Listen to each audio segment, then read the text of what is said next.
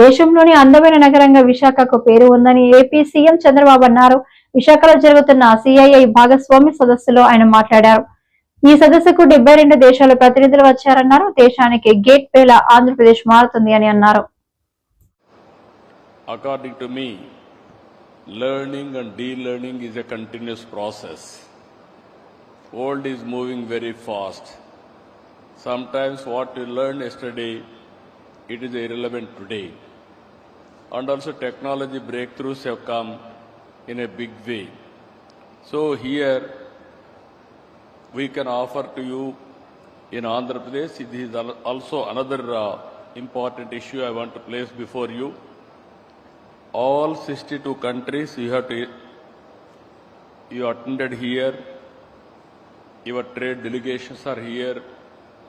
If you can invest in India, in turn, if you, all of us, even from India, will invest in different countries.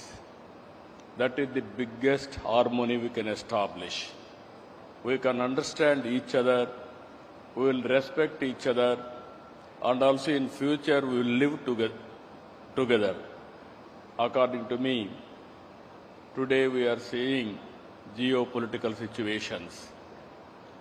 Even to maintain harmony, this is one way all of us has to work together.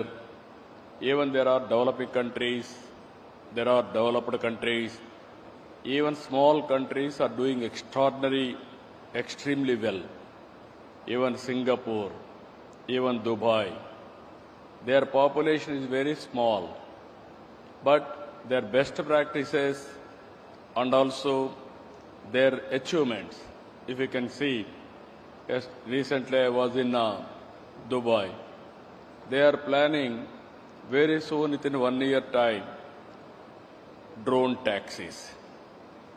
That is how things are happening.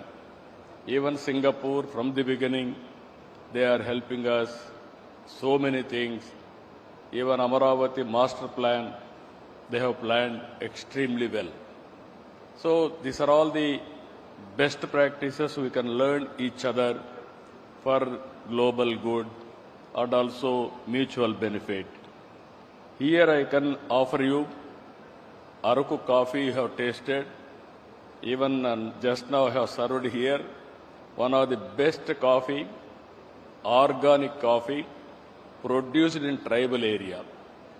Next time, I want to take all of you to tribal area for experience to have coffee in tribal gardens. That is coffee gardens itself, we can have coffee.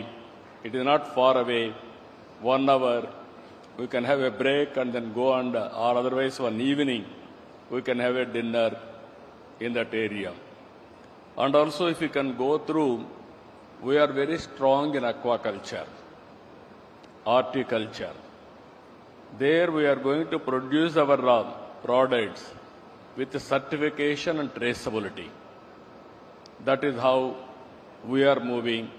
Anybody wanted to learn natural farming, they can come, or otherwise you are doing better than us, we are prepared to learn from you. Green energy, this is a big breakthrough. Environmental sustainability, even microgrids, we can plan it.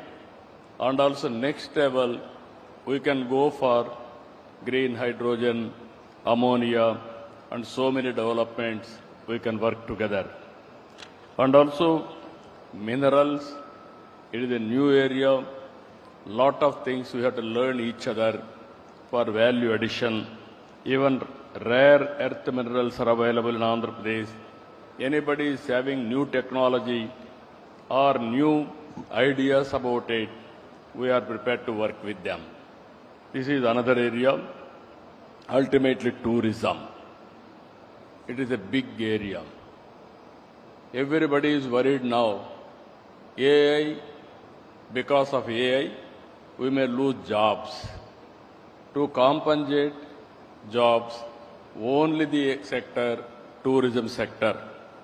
Even we are having long coastline, even excellent beaches, excellent sea cruises. Gandikota, it is similar or better than Grand Canyon. And also culinary tourism, one of the best food. You are all tasting now. Indian food is the best food. Anybody will come to India or anywhere in the world, we are having different types of food. Every state is different. Every cuisine is different. That is where we can provide one of the best food. And also Buddhist trails, one of the best place, even Buddhist circuits. And also temple circuits, one of the best. You can experience new experiences. What is our tradition? What is our legacy? What is our civilization? All these things you can learn with this. And also homestays we are promoting now in a big way. Anybody wanted to experience, go to tribal area, stay with them and learn their culture, their civilization, everything we can work with them. Even we are promoting experience centers, handicrafts, handloom. These are all the experience centers we are promoting in a big way. Now deep technology, I told you morning, earlier inaugural session. Now we have reached a stage in governance, data-driven governance.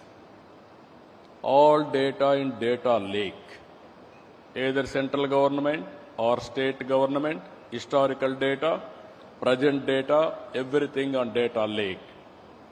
Then we are collecting real-time data, rainfall, temperature, humidity, groundwater, reservoir water, you name anything, around 45 parameters we are collecting real time through satellite, drone, CCTV cameras, sensors, everything.